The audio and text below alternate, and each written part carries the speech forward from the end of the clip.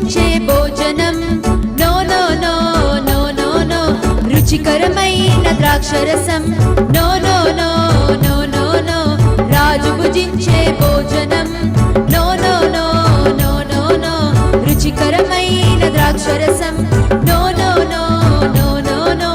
ఎంత రుచిగా ఉన్నదో దానియేలు నో అనెను అపవిత్రునిగా కాకుండా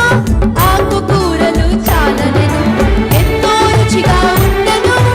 దానియేలు నో అనెను అపవిత్రునిగా కాకుండా ఆకుకూరలు చాలనెను